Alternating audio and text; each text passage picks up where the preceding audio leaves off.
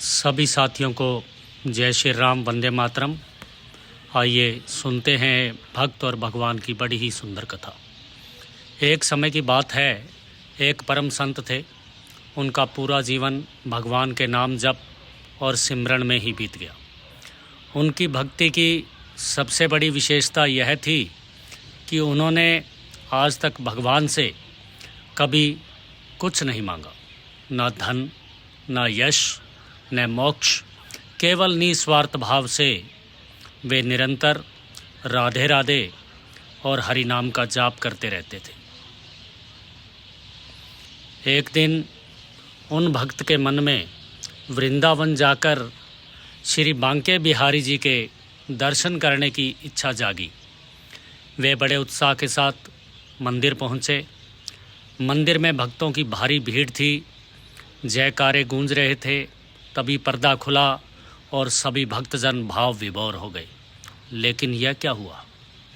जैसे ही उन संत ने गर्भगृह की ओर देखा तो उन्हें वहाँ भगवान दिखाई ही नहीं दिए। भगवान का सिंहासन पूरा खाली था। वो घबरा गए। उन्होंने बगल में खड़े एक व्यक्ति को हिलाया और पूछा, भैया, क्या आज ठाकुर जी का श्रृंगार नहीं हुआ? क्या वे अभी शयन में है? ठाकुर जी का सिंहासन खाली क्यों है? उस भक्त ने बड़ी हैरानी से उनकी ओर देखा और कहा, बाबा, आप कैसी बात कर रहे हैं?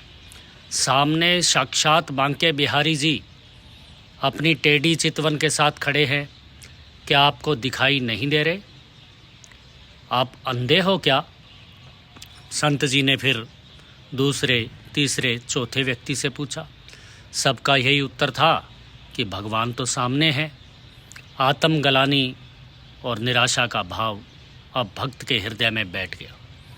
वे सोचने लगे, पूरी दुनिया को मेरे प्रभु दिख रहे हैं, केवल मुझे ही नहीं दिख रहे। अवश्य ही मैं बहुत बड़ा पापी हूँ। मेरे भजनों में, मेरे सिमरन में कोई खोट है। जिस आंखों से मेरे आराध्य ही ना दिखें, उन आंखों का और इस जीवन का मैं क्या करूं?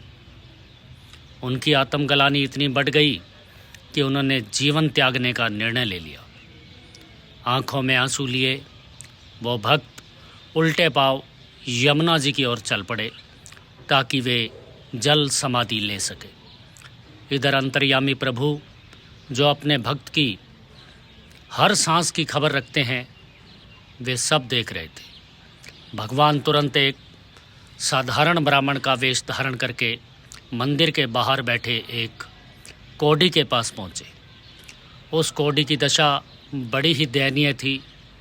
ब्राह्मण के वेशधारी भगवान ने उस कोढ़ी से कहा, देख भाई, वो जो महात्मा सामने जा रहे हैं ना, वो बड़े सिद्ध पुरुष हैं। उनके पुण्य का कोई पारावार नहीं है।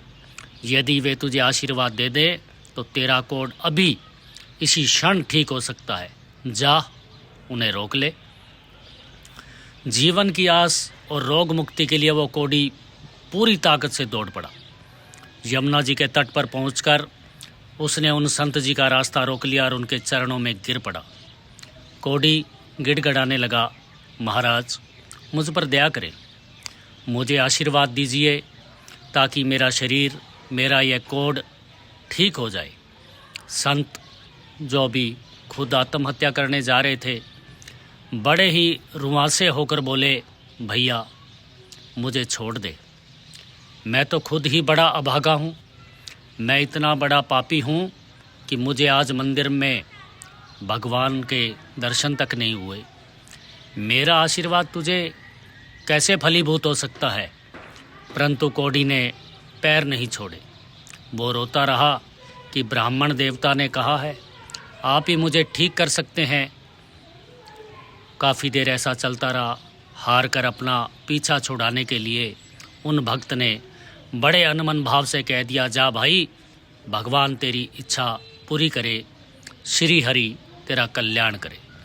जैसे ही संत के मुख से ये शब्द निकले, एक चमत्कार हुआ। कोढ़ी का शरीर सोने जैसा चमकने लगा।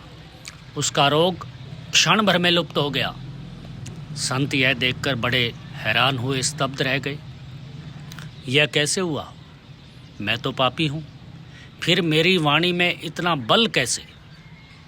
वे अभी यह सोच ही रहे थे कि अचानक पूरा वातावरण सुगंधित हो गया और साक्षात श्री बांके बिहारी लाल जी उनके सामने प्रकट हो गए। वही मोहिनी मूरत, वही मंद मुस्कान। भक्त प्रभु को सामने देखकर रो पड़े और चरणों में गिर गए। उन्होंने सिसकते हुए पूछा, प्रभु, यह आपकी कैसी लीला है? जब मैं मंदिर में दर्शन के लिए तरस रहा था तब आप अंतर ध्यान हो गए, और अब जब मैं मरने जा रहा था तो आप यहाँ प्रकट हो गए। मुझसे ऐसा क्या अपराध हुआ था प्रभु? भगवान ने चरणों में गिरे अपने भक्त को उठाया, गले से लगाया और जो उत्तर दिया वो हर भक्त के हृदय को छू लेने वाला है। भगवान बोले, प्रिय भक्त, तुमने जीवन भर मेरा नाम जपा, मेरी सेवा की, परंतु बदले में कभी भी एक पैसे की चाह नहीं रखी, ना सुख मांगा, ना दुख मिटाने को कहा। तुम्हारी इस निष्काम भक्ति के कारण मैं तुम्हारा बहुत बड़ा ऋणी यानी कर्जदार हो गया था। प्रभु ने आगे कहा, जिसका कर्ज देना हो उसके सामने जाने में शाहूकार को भी संकोच होता है। तुम्हारे पुण्य का बोझ मुझ पर इतना अधिक था कि मंदिर में मैं तुमसे आंखें नहीं मिला पा रहा था। मुझे शर्म आ रही थी कि मैं तुम्हें क्या मुंह दिखाऊं, इसलिए मैं छिप गया था। परंतु अभी जब तुमने मेरे भेजे हुए उस कोडी को अपने पुण्य पुंज में से आशीर्वाद दिया और उसकी बीमारी ठीक की, तो तुमने अपने पुण्यों का कुछ हिस्सा खर्च कर दिया। इससे मेरा कर्ज कुछ कम हुआ और मेरा संकोच मिट गया। इसलिए अब मैं तुम्हारे सामने प्रकट हो सका हूँ। सच्ची भक्ति वो नहीं जो भगवान से मांगने के लिए की जाए। सच्ची भक्ति तो देने का नाम है। जब भक्त भगवान से कुछ नहीं मांगता तो भगवान स्वयं उस भक्त के ऋणी हो जाते हैं और उसके अधीन हो जाते हैं। कहते हैं, चाहा गई चिंता मिटी, मनुआ बेपरवाह, जिसको कुछ ना चाहिए वो ही शहंशाह। बोलिए भक्त और भगवान की जय।